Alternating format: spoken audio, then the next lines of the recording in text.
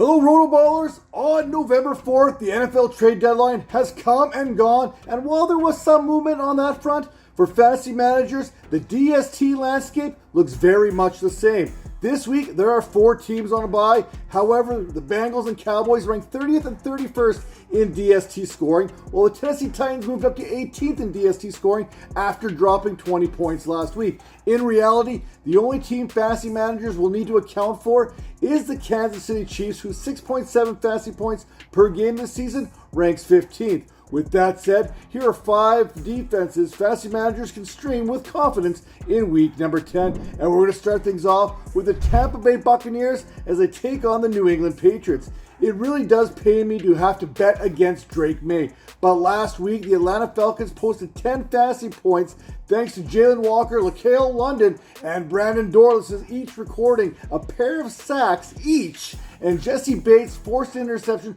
to go along with a Falcons fumble recovery. In 8 games this season, the Buccaneers have registered 25 sacks, which happens to be the 8th most, led by the Abbies, 4. On the flip side of the sack exchange, New England has surrendered 34 sacks this season, which happens to be the 2nd most.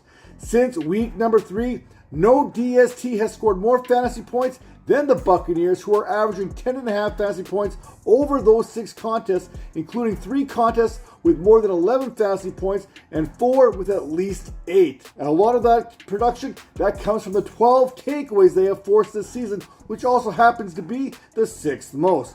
Another defense I'm firing up this week. How about the Cleveland Browns as they head to New York to take on the Jets? Cleveland, they head to the Big Apple there, second only to the Texans in total yards allowed per game, allowing 276.9, while the Jets, they average just 300.1 yards of offense per game, which happens to be the 8th fewest. Cleveland can stop the run and they can stop the pass, ranking 9th and 5th respectively in both those categories. Cleveland also ranks 11th in takeaways with 10 and 10th in sacks with 24. Meanwhile, the Jets have turned the ball over on 10 occasions this season, and their offensive line has been questionable at best, allowing 31 sacks this year, which happens to be the 4th most. Cleveland, they have produced 7 or more fantasy points in 3 of their last 4 contests and have averaged 9.2 fantasy points per game since week number 3. Only the Buccaneers, Texans, and Lions have averaged more fantasy points on a per game basis than the Browns have since week number 3. Another defense I'm firing up. How about the Buffalo Bills as they head to South Beach to take on the Miami Dolphins? The last couple seasons, Buffalo, they have been a weekly must-start, no question about it, DST. However, in 2025, that hasn't been the case, as they rank 17th in fantasy scoring, averaging just 6.3 fantasy points per game.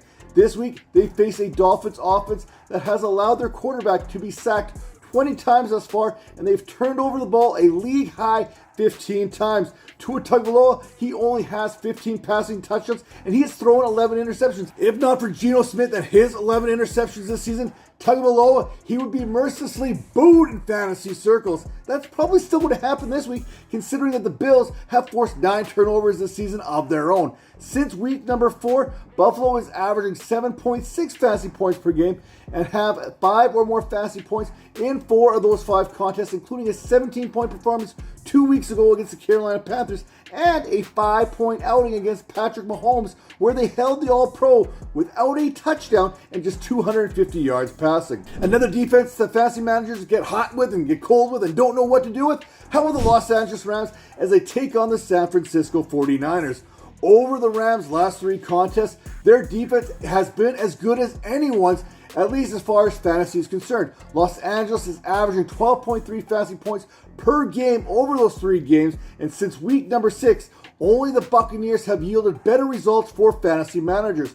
While Mac Jones has filled in admirably in the absence of Brock Purdy, all indications are that Purdy is set to return to that 49ers lineup this week. And after a 5-week absence, facing a Rams defense that ranks 6th in takeaways with 12 and 3rd in sacks with 27, that seems to be less than ideal. Last week, the Rams added 2 more sacks to their season total while holding New Orleans to 176 yards passing, 57 yards rushing, an interception, and a fumble. And the final defense I'm firing up this week, how about the Baltimore Ravens at the Minnesota Vikings? After watching what the Ravens did last week, I'm not sure if their defense is all the way back to being dominant, but they once again appear to be getting back on track midway through the season, just like they did last season. I get to that 15-point performance that came at the expense of the Miami Dolphins.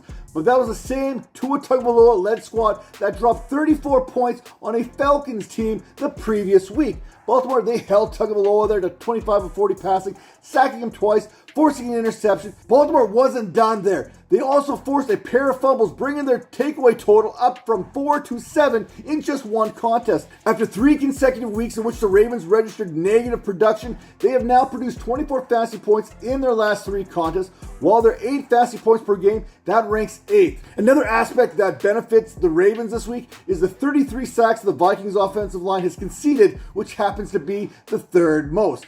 Facing Minnesota, it may prove to be a challenge, but for those looking for a deeper streaming option, the Ravens repeating history looks like a solid bet. And if you haven't already done so, hit that like button, hit that follow button, and make sure to head over to RotoBaller.com for all the latest news and fantasy analysis. We'll see you next week.